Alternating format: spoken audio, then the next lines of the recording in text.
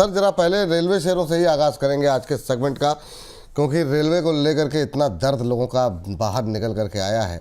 मैं चाहूँगा कि ये जो रिकवरी है क्या ये बजट तक कंटिन्यू हो सकती है। शुरुआत करेंगे RVNL के साथ, 4% ऊपर, काफ़ी दिनों बाद इतनी अच्छी रैली देखने को मिली है। मैम आप तब तक IRFC निकाल करके रखिए, तब तक हम जरा RVNL डिस्कस कर लेते हैं। 331.32 पे सर क्या करना चाहिए जिन लोगों ने गिरावट में नहीं खरीदा, क्या आज की रिकवरी में खरीद सकते हैं? अभी की टिप्पणी क्या रहेगी RVNL को लेकर आपकी? विपुल जी, एज ए डिस्क्लेमर 320 के आसपास आपसे भी शेयर किया था। वो 320 के आसपास काफी दिन नीचे आया, फिर ऊपर गया, काफी दिन से इसी के आसपास है। काफी फ्रस्ट्रेशन से ये स्टॉक गुजरा है। मुझे लग रहा है विपुल जी, इस स्टॉक पे हमने बाई की सलाह दी है, एवरेज की भी सलाह दी है डिप में, तो उसी के अभी ऊपर भी चल रहा है। RVNL मुझे लग रहा है यहाँ से 350 370 तक के लेवल्स बजट तक दिखा सकता है। तो मुझे लग रहा है शॉर्ट टर्म के लिए एक एक्सेलेंट पिक ये रह सकती है। तो जिनके पास भी है उनको होल्ड करना चाहिए। अगर कोई एवरेजिंग करना चाहता है तो भी करके चल सकते हैं। 370 375 तक के टारगेट्स में आ सकते हैं। चलिए ठीक है, ये बात हो गई RVNL को लेकर के। अच्छा सर, मान लीजिए जिन लोगों ने उस समय नहीं सुना आपकी बात आज सुन रहे हैं, तो क्या उनको अभी के लिए कोई व्यू है? अभी जो लोग खरीदारी करना चाह रहे हैं उनको क्या सजेशन दे रहे हैं? विपुल जी, एवरेजिंग की सलाह दे रखी है हमने। बजट तक हम मूव एक्सपेक्ट कर रहे हैं, रेलवे स्टॉक्स में आ सकता है। वैसे बजट में कुछ आता नहीं है विपुल जी, रेलवे के लिए सब कुछ अलग आता है, पर स्टिल मोमेंटम पॉजिटिव होते हैं PSU स्टॉक के लिए। तो मुझे लग रहा है अगर कोई एवरेजिंग करना चाहता है तो अभी भी करके चल सकता है। तो व्यू मेरा पॉजिटिव है और 380 तक के टारगेट्स में आ सकते हैं। चलिए ठीक है, ये बात यहाँ पर RVNL को लेकर निकल के आई है। चलिए अब रुक करते हैं IRFC का। मैम IRFC 117 पर है, खरीदने लायक है। बजट की एक्सपेक्टेशन के डाउन द लाइन ऐसे मत रखिए कि बजट की वजह से खरीदना है। प्राइस सपोर्ट पर है, वैल्यूएशन गुड कंफर्ट दे रही है, इसलिए हम इसको खरीद सकते हैं। 117 पर खरीदने वालों के लिए यहाँ पर 127 रुपए से लेकर के 150 रुपए, 1 से 2 महीने का ही समय देना है। बजट का वेट भी नहीं करना है फॉर दैट मैटर एक्चुअली। तो 127 125 का पहला टारगेट रेंज रखिए, फिर 150 रुपए का सीधा टारगेट जब भी हिट हो जाए आप उसको बुक करके निकल सकते हैं। नाउ स्टॉप लॉस जरूर रखिएगा, क्योंकि चले हैं तो ऐसा नहीं कि चांद तक ही जाएंगे तो ये कहीं पर थक भी सकते हैं। तो अपना स्टॉप लॉस प्लानिंग जरूर कर लीजिए प्लीज। और वो है इसमें 107 रुपए का, तो करीब करीब 10 रुपए दूर है आपके करंट बाइंग से, वो आप मेंटेन करके जरूर चलिए।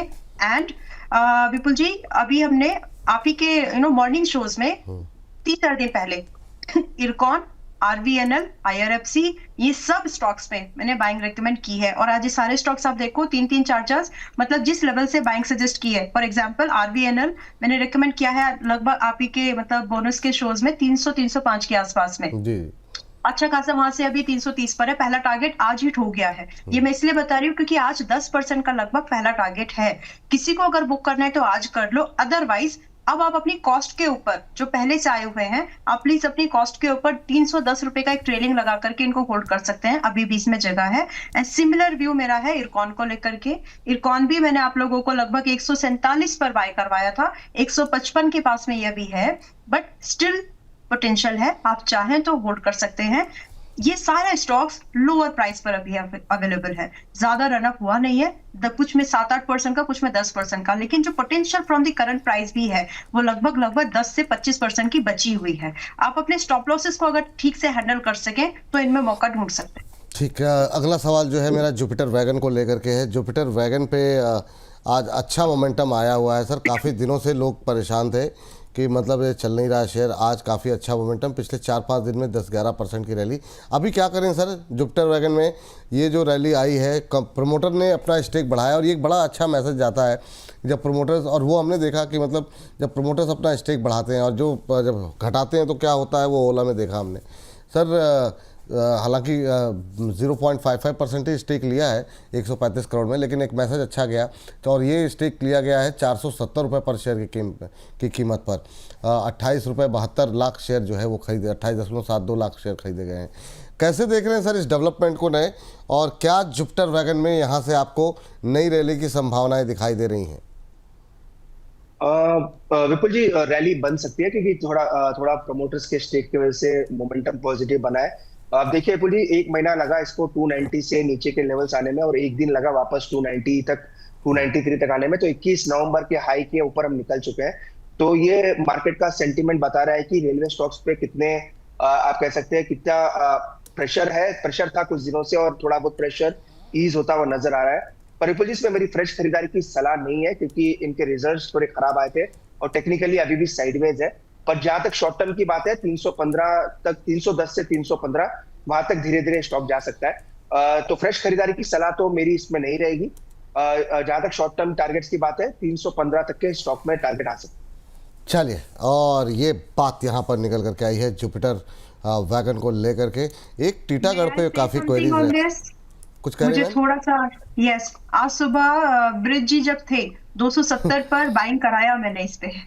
चलिए, ठीक तो ठीक, जी जी। जो लोग इसमें हैं प्रॉफिट में, मैं उनसे रिक्वेस्ट जरूर करूंगी कि 280 का ट्रेडिंग कर लीजिए इस बार, ताकि आपको कुछ प्रॉफिट सिक्योर्ड हो।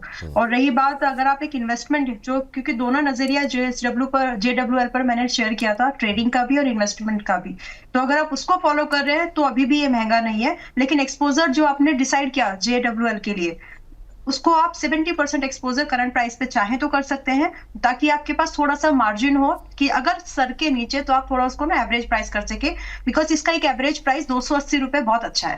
तो अगर आप उस हिसाब से देखें तो 280 रुपए के आसपास का प्राइस बनाने की कोशिश करिए आपका।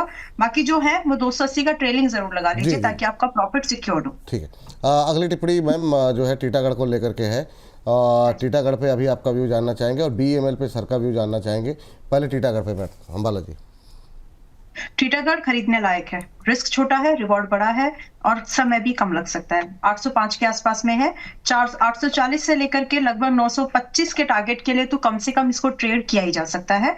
बाकी इसके बाद कितना चलेगा आई डोंट नो, क्योंकि अगर इन्वेस्टमेंट के थ्रू देखें तो ज्यादा चल सकता है, लेकिन ट्रेडिंग में इतना तो चल जाएगा। रही बात स्टॉप लॉस, 735 रुपए का स्टॉप लॉस इसमें चाहिए। अगर आप उस स्टॉप लॉस को डाइजेस्ट कर सकते हैं, रिस्क रिवॉर्ड फर्स्ट टारगेट पर फेवरेबल नहीं है, इसीलिए मैंने बोला कि इतना स्टॉप लॉस पर ही इसमें आप आ सकते हैं, इससे कम पे नहीं आ सकते। तो अगर आपको स्टॉप लॉस जस्टिफाइड लगता है आपकी खुद के रिस्क एपेटाइट के हिसाब से, तो आप इसमें पैसा लगा सकते हैं। रिस्क कम है, रिवॉर्ड परसेंटेज ज्यादा दिखती है प्रोबेबिलिटी के साथ में।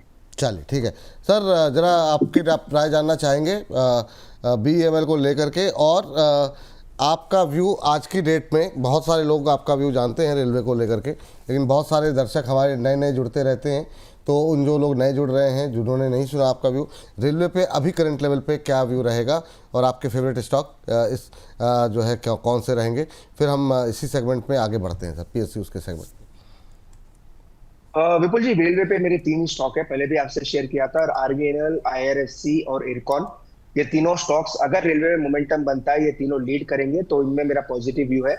वैगन्स में इतना पॉजिटिव व्यू नहीं है, क्योंकि ओवरऑल रिजल्ट्स खराब आए थे। बाकी टेक्निकली मोमेंटम अभी पॉजिटिव दोनों स्टॉक में है। पर BEML एक अच्छा मिक्सचर है विपुल जी, काफी बार आपसे डिस्कशन हुआ है, डिफेंस और रेलवे के लिए एक बड़ा मिक्सचर, या आप कह सकते हैं बड़ी कंपनी BEML को मान के चल सकते हैं। इनफैक्ट टेक्निकली भी इसमें हमारे पास सिग्नल आया है कि इसका टारगेट 1980 तक जा सकता है। जो डबल बॉटम का जो एक पैटर्न होता है, उसमें एक ब्रेकआउट देखने को मिला है, और 1980 मतलब यहाँ से भी ये स्टॉक आपको 100-150 से 200 रुपए का मोमेंटम दिखा सकता है। तो BEML एक डार्क हॉर्स हो सकता है रेलवे में, अदर देन इरकॉन, IRFC और RVNL। तो BEML को भी उस लिस्ट में ऐड करके चल सकते हैं। मुझे लग रहा है पुल जी, यहाँ पे भी एडिशन वाला स्टॉक है, और 1900 से 2000 तक के टारगेट्स इसमें आ सकते हैं। चलिए, ये बात हो गई। तो ये मुझे लगता है कि आपको रेलवे के लेकर के काफ़ी सारे व्यूज़ यहाँ पर मिल गए हैं। जो PSU का चूँकि हमारा सेगमेंट है, तो आगे बढ़ के थोड़ा सा डिफेंस को भी कवर कर लेते हैं। काफ़ी दिनों बाद अब HL में मोमेंटम बनता हुआ दिखाई दे रहा है। अंबाला जी देखिए, इंट्राडे हाई पे ट्रेड करता हुआ 4367 पे ट्रेड करता हुआ, और इंट्राडे हाई के आसपास है। क्या यहाँ पर अभी कुछ गुंजाइश बन रही है क्या नई बाइंग की? यस, और 4200 पर आ गया। देखिए, हम बात कर रहे थे कि ये 4200 के आसपास आ जाएगा, डॉट 4200 के आसपास से जाकर के थोड़ा सा घूम रहा है। यहाँ पर अगर हम फ्रेश बाइंग की बात करें तो यस, हम कर सकते हैं, क्योंकि हमारा जो स्टॉप लॉस है वो छोटा है, लेकिन एक शॉर्ट टर्म बाइंग के हिसाब से ये वाली जो बाइंग हम देखेंगे वो शॉर्ट टर्म बाइंग है। 4370 के आसपास ये भी चल रहा है, 66 है, 70 के रेंज में आसपास आपको मिलेगा लगभग, क्योंकि बाइंग लेने जाओ तो थोड़ा सा ऊपर के प्राइस पर ही मिलता है ये। रहे बात इसमें टारगेट, तो 4500 से लेकर के आपको लगभग 4650 के टारगेट तो इसमें दिख सकते हैं। इसके बाद हो सकता है कि थोड़ा सा ये सुस्त पड़े, तो आप उसमें अपनी ट्रेडिंग जरूर यूज कर लीजिएगा as an strategy, as an smart move.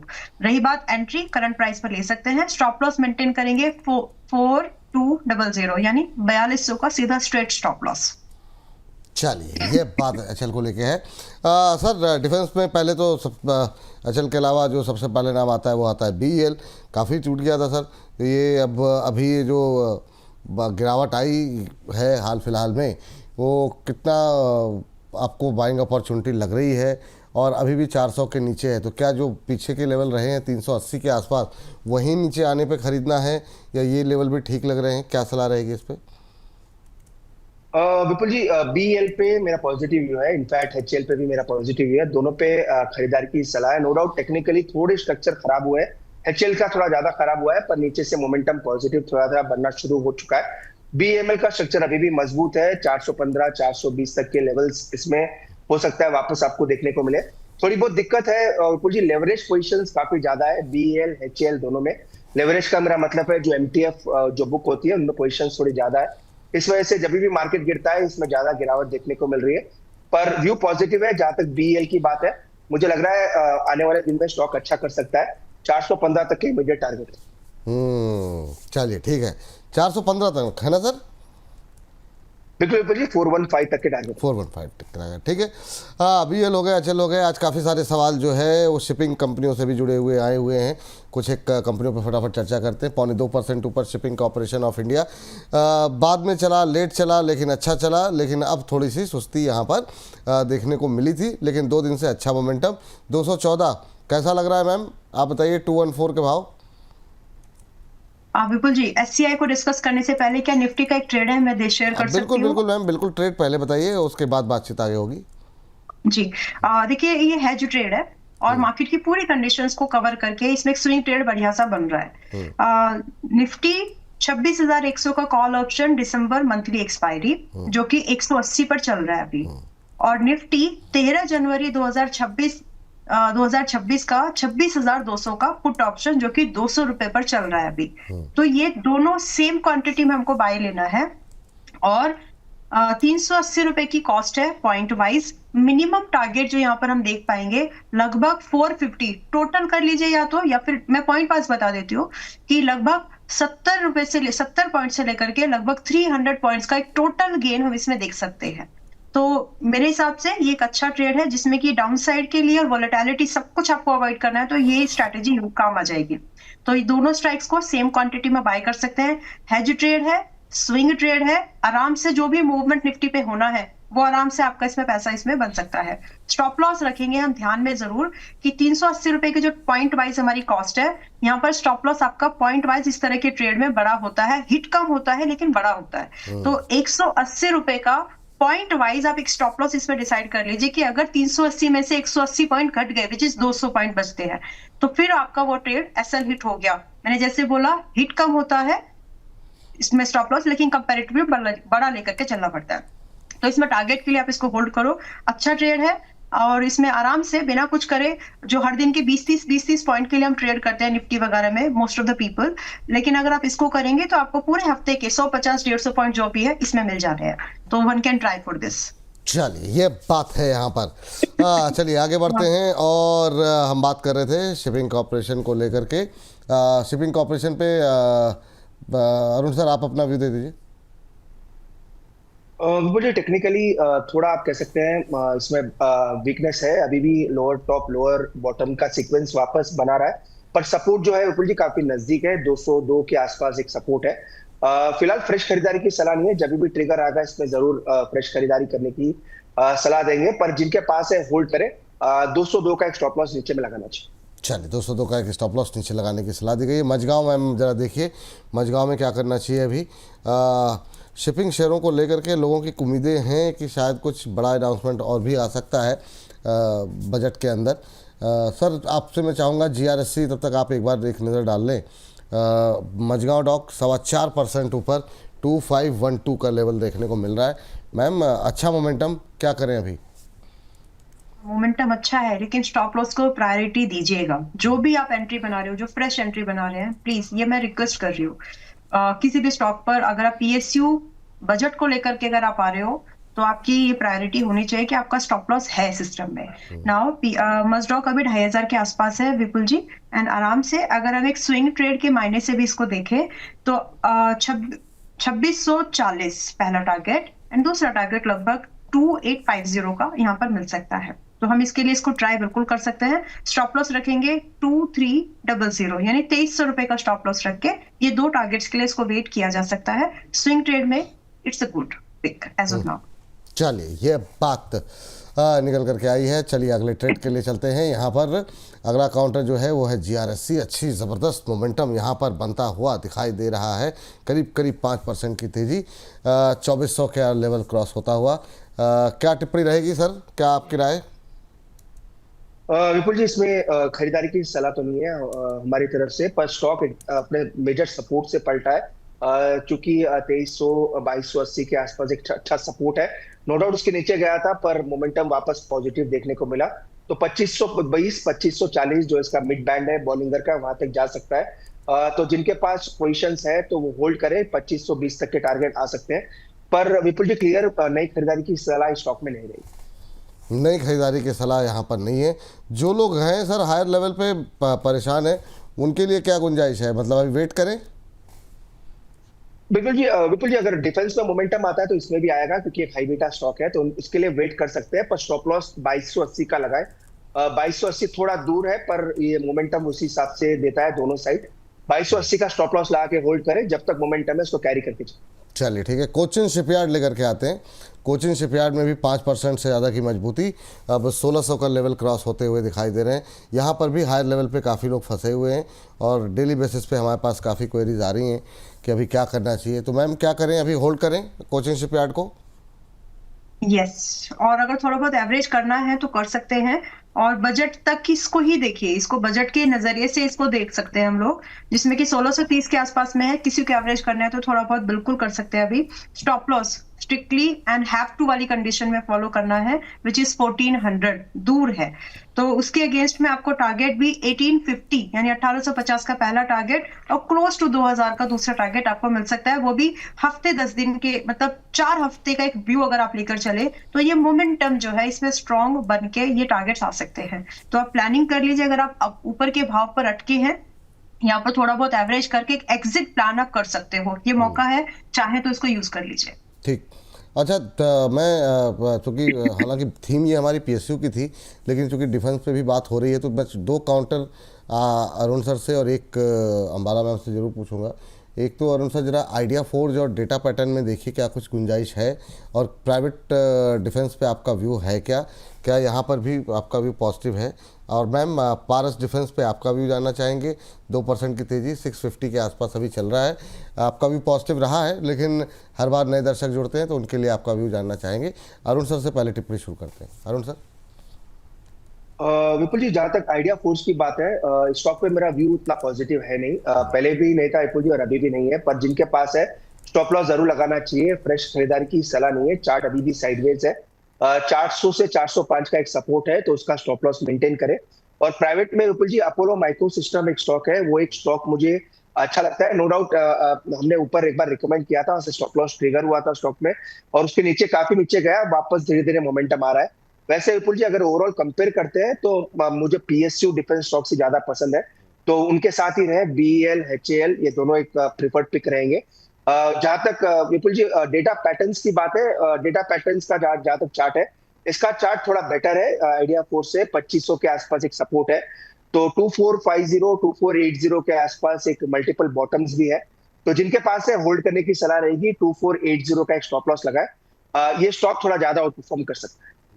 Sir अभी आप जो अपोलो का जिक्र कर रहे थे, हालांकि पिछले सेगमेंट में हमने बात की थी, लेकिन मैं चाहूँगा तो जब आप बात कर रहे हैं तो इसके लेवल पे भी बताइए, क्योंकि अपर सर्किट लगा हुआ है। क्या सर्किट खुलने के बाद खरीद सकते हैं इसे? विपुल जी मुझे लग रहा है ऊपरी लेवल्स पे काफी लोगों की पोजीशंस है इसमें, तो वहां पे थोड़ी बहुत सप्लाई आ सकती है। पर जहां तक टारगेट्स की बात है, 265 270 तक मुझे लग रहा है वापस रीटेस्टिंग हो सकती है। अब विपुल जी कहाँ खुलेगा ये देखना पड़ेगा, इसलिए फ्रेश खरीदारी अभी ना करें। जिनके पास है उनको होल्ड करें। मुझे लग रहा है 265 270 तक के वापस लेवल्स इसमें आ सकते हैं। चलिए ठीक है, ये बात यहाँ पर निकल के आई है। और मैम के पास चलते हैं, जरा पारस डिफेंस के बारे में फटाफट जानते हैं। मैम पारस डिफेंस पे आपकी राय? देखिए पास defence for to me it's an investment. मैं इन्वेस्टमेंट करके बैठी हूँ तो मैं उसमें ऐसे तो नहीं बोल सकती, because with in the guidelines मैं इसमें बता सकती हूँ आपको। बट एक साल के नजरिए से मुझे तो ये अच्छा लगता है। आई एम होल्डिंग, मैं इसको रखे हुए हूँ अभी भी। और रही बात, जो लोग, अगर आप ऊपर के स्तर पर आए हैं तो आपको एग्जिट अच्छे मिल जाएगा, तो आप वेट कर लीजिए। स्टॉप लॉस आपको ध्यान में रहना चाहिए, आपका स्टॉप लॉस मेंटेन करके चलो। और वापस एक बात बोलना चाहती हूँ कि जिन लोगों को ये 800 पे अच्छा लग रहा था, जिन लोगों को ये 750 पे 700 पे अच्छा लग रहा था, ये तो ठीक ठाक ही प्राइस है। सो थिंक टीसीएस जैसी जो स्टोरी हमने शुरू में बोले थे, देखिए टीसीएस 3100 पे खरीदा क्या, 3000 पे खरीदा क्या, ग्रो 170 पर खरीदने को अब आप तैयार हो, 140 पे, 150 पे, 155 पे खरीदा क्या। तो वो वाले सवाल आप खुद से पूछो अपने कि जो आपको खरीदना है, जब वो नीचे कम भाव पर आया, आपने उसको खरीदने के लिए आप तैयार हो क्या। उस समय कुछ ऐसी कुछ बदला, कुछ अगर बड़ा नहीं बदला है, मैक्रो फैक्टर में कुछ बड़ा नहीं बदला है, तो स्टॉक में टेक्निकली प्राइस वाइज जो पुलबैक आया है उसको एनकैश करने की कोशिश करनी चाहिए। That's my opinion. तो आप देख लो, अगर आपको पारस मुझे अच्छा लगता है, इसलिए मेरी पर्सनल इन्वेस्टमेंट है उसमें। आप लोगों के लिए आपका क्या नजरिया है? स्टॉक गुड लगता है मुझे। चलिए ठीक है।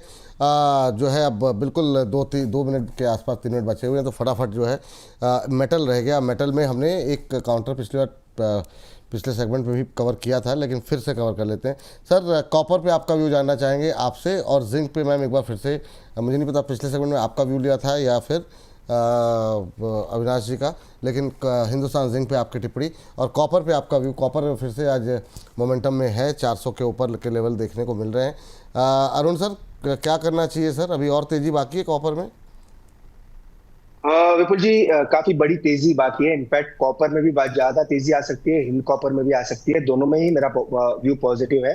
कॉपर, विपुल जी आपको याद होगा, हिंद कॉपर काफी नीचे एक बार रिकमेंडेशन दी थी और वहां से मोमेंटम तेजी से बढ़ा। इनफैक्ट कॉपर के आपके साथ एक रील भी शेयर की थी कि 990 से कि ये 1120 1140 तक जा सकता है। वो टारगेट्स तो आ चुके हैं, पर मुझे लग रहा है विपुल जी एक नया गोल्ड जो कहते हैं, जो डॉक्टर कॉपर हम कहते हैं, वो हिसाब से कॉपर में मोमेंटम रहना चाहिए। नीजक रिएक्शंस आ सकते हैं, बीच में 3-4% ऊपर नीचे ये जरूर आ सकता है, पर ट्रेंड पॉजिटिव है। और हिंद कॉपर भी मुझे लग रहा है 435 और 445 तक के टारगेट्स देखने को मिल सकते हैं। और एक विपुल जी, मैंने संदूर मैंगनीज की बात की थी, वो तो मेरा पॉजिटिव व्यू है ही है, पर एनएमडीसी पे भी मेरा पॉजिटिव व्यू है, जो भी एक माइनिंग वाली कंपनी है, वहां पे भी मुझे लग रहा है 88 से 90 तक के लेवल्स मीडियम टर्म में आ सकते हैं। एनएमडीसी में सर 88 से 90 तक के लेवल आपने बोला, अभी 78 पे चल रहा है। स्टॉप लॉस क्या रखें, ये क्या मतलब 1-2 महीने 3 महीने, कितने दिन का नजरिया रखें इस पे? अभी थोड़ा व्यू लंबा रखें विपुल जी, कोई टाइम फ्रेम ना रखें। टाइम फ्रेम देना थोड़ा मुश्किल है, पर लेवल्स के हिसाब से जरूर आपने सही कहा, स्टॉप लॉस भी देना चाहिए। जहां तक स्टॉप लॉस की बात है, मेरे पास जो लेवल निकल के आ रहा है वो 73.5 के आसपास है, तो 73.5 का स्टॉप लॉस मेंटेन करें। थोड़ा दूर है, पर मुझे लग रहा है 90 रुपए तक के टारगेट्स में आ सकते हैं। चलिए, तो यहाँ पर 90 रुपये तक के टारगेट देखने को मिल सकते हैं। ये व्यू रखिए, 2.25% अच्छी तेज़ी है यहाँ पर, तो निगाहें रखिए हर तरफ। पीएसयू पे जो है मौके काफ़ी ज़्यादा देखने को मिले हैं बीते दिनों में और आगे भी मिल रहे हैं। मैम ज़रा हिंदुस्तान जिंक पे ज़रा डालिए, चांदी की रैली नहीं थम रही है और वही हाल हिंदुस्तान जिंक में भी है, क्या व्यू रहेगा? चांदी की रुकने वाली है नहीं ये वाली रैली, क्योंकि ये इस सप्लाई साइड से जो कंस्ट्रेंट है ना विपुल जी, उसका रीजन है। तो वो डिमांड, इंडस्ट्रियल डिमांड का जैसे ही उसमें इंटरवेंस आ गया, तो उसकी वजह से डिमांड बूस्टेड है। डिमांड जितनी है उतनी तो है, थोड़ी सी बढ़ भी गई है, बट सप्लाई नहीं बढ़ पाई। तो उसकी वजह से ये जो डिमांड एंड सप्लाई का जो थोड़ा सा डिसबैलेंस है, उसकी वजह से जो गिने चुने स्टॉक्स हैं, ज्यादा है नहीं, तो उन स्टॉक्स को फायदा आगे भी मिलेगा। दैट्स वाई आज सुबह भी आपके ही शो में, मतलब एयू के शो में भी सुबह भी बोला था कि रीजन दिए थे, डिटेल में नहीं जा रहे अभी, उस वाले पे देख सकते हैं। लेकिन रही बात कि इसमें कितने टारगेट्स आज खरीद रहे हैं, तो क्या टारगेट एक्सपेक्ट करें, तो आराम से आप यहाँ पर टारगेट सुन के लोग चौंक जाएंगे। लेकिन यस, 740 मिनिमम यहाँ से, और 800 रुपए का एक दूसरा टारगेट आप आराम से, 850 रुपए का एक दूसरा टारगेट आप आराम से एक्सपेक्ट कर सकते हैं। That is the potential. अब उसके रीजन क्या है, I had explain that before, but आपको अब ये जरूर समझना है दैट आप एक अच्छी खासी रैली के बाद आ रहे हो तो आपको अपना, एक्सक्यूज मी, तो आप अपना एक्सपोजर जो है उसको थोड़ा सा लिमिट कर लो, सो दैट आपके एंट्री प्राइस से अगर ये स्टॉक कभी 10 से 15% करेक्ट हो, आपके पास में प्रोविजन होना चाहिए कि आप इसको खरीद पाए। स्टॉक में दम है, आपकी एंट्री लेट हो रही है, ठीक। दैट इज द डिफरेंस जो कि आपको मैनेज करना है। चलिए इस जो है सेगमेंट में एक बैंक रह गया एक, तो मैं चाहूँगा कि आप दोनों अगर चलते चलते अपने अपने पसंदीदा बैंकिंग शेयर के नाम अगर कोई ले सकें, पीएसयू में अगर हो तो बहुत अच्छी बात है। अरुण सर पहले आप पीएसयू बैंक पे। विपुल जी, आप पीएसयू बैंक से बात कर रहे हैं? जी भाई सर, जी सर, अगर कुछ व्यू है पॉजिटिव आपका तो। विपुल जी, मेरा व्यू पॉजिटिव है, पर एक छोटा करेक्शन मैं एक्सपेक्ट कर रहा हूँ। थोड़ा बहुत आया पर वापस मोमेंटम देखने को मिला है। पर जहां तक पीएसयू की बात है, एसबीआई, बैंक ऑफ बड़ौदा और कैनरा बैंक में मेरे पॉजिटिव स्टॉक्स है। कैनरा बैंक थोड़ा आउट परफॉर्म कर सकता है, वो थोड़ा ज्यादा टेक्निकली मुझे अच्छा लग रहा है। तो तीनों में से एक पिक करना चाहे तो फिलहाल के लिए मेरा कैनरा बैंक में व्यू पॉजिटिव रहेगा। मैं आपसे लेवल्स भी शेयर कर देता हूँ।